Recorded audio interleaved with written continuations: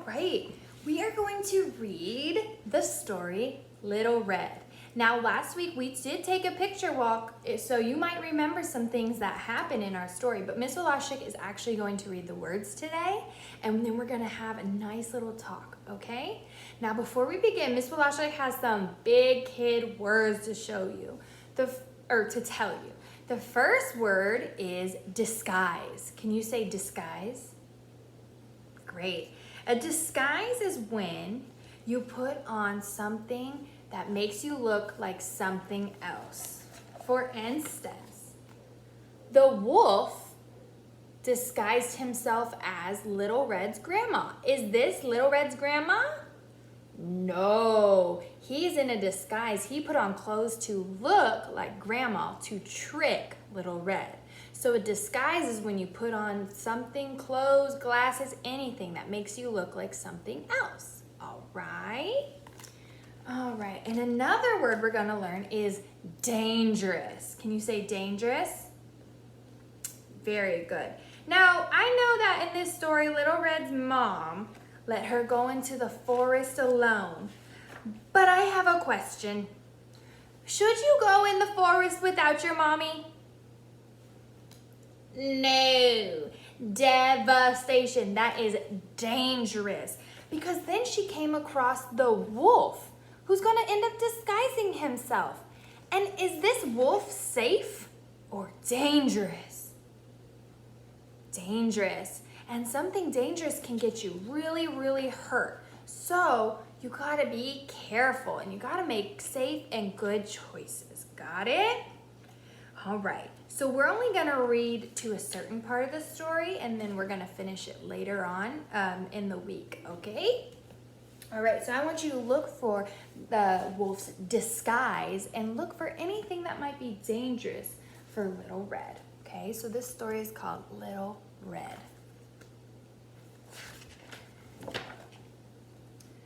All right, here we go. Miss Walashik's gonna shoot us. Gonna sit right here so you can see the story. Once upon a time, in a town not far away, there lived a sweet little girl and her mother. The little girl's mother made her daughter a beautiful hat from red wool. It suited the little girl so well that she wore it every day. For that reason, everyone called her Little Red. One day, her mother told Little Red that her grandmother was sick in bed with a cold. She handed her a basket to take to her grandmother. In the basket was a jar with soup, fruit, and bread. Little Red set out immediately to go to her grandmother, who lived across town. To get there, she had to go through the woods. Now tell me, boys and girls, look at my face. Is it safe or dangerous to go into the woods by yourself? Dangerous. Don't ever do it. You hear me? All right. On her way, she met with a wolf. The wolf asked Little Red where she was going, not knowing that the wolf was dangerous. Dangerous.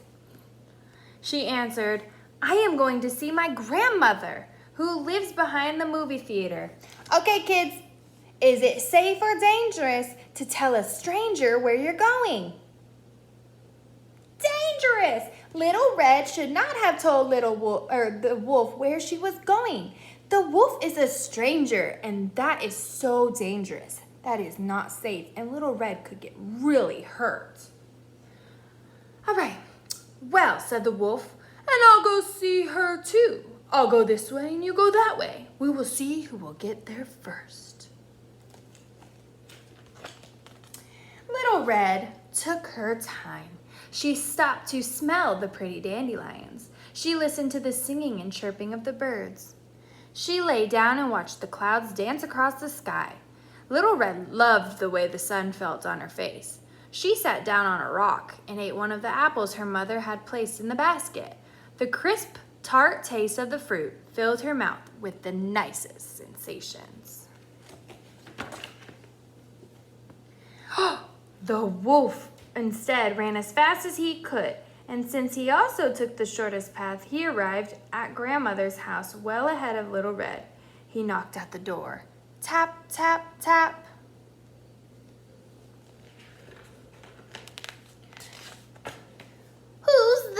there, cried Grandmother from her bed. It's me, Little Red, replied the wolf, disguising his voice. Remember, that means that he made his voice sound like Little Red, even though he's not. Grandmother was delighted that her granddaughter had come to see her. She said, "Come in, sweet child," without even looking out the window to make sure it was her granddaughter. The wolf opened the door and immediately grabbed Grandmother, tied her up with the belt of her robe, and tossed her into the closet. Then he took one of her nightgowns, put it on, and climbed into her bed. He anxiously awaited the arrival of Little Red. Dun, dun, dun. Now, we took a picture walk through the story. So, I can't even believe it. He is disguising himself to be who? The grandmother. Very good. Now, I have 2 questions that you're going to answer below, okay? The first one is, actually, you know what? I'm only going to ask you one because we kind of know what already happened in the story. I want you to answer, okay? What should you do if you ran into a stranger in the woods? Well, just like Little Red here. Was this a safe or dangerous choice? Dangerous. So actually, scratch that. Miss Walashek is all blubbery. I am so sorry. Here is your actual question, kids. What would have been a safe choice for Little Red to make when she met up with the wolf? What would have been a safe choice for Little Red to make when she met up with the dangerous wolf? I want you to talk about it with whoever's helping you learn and let Miss Walashek know below.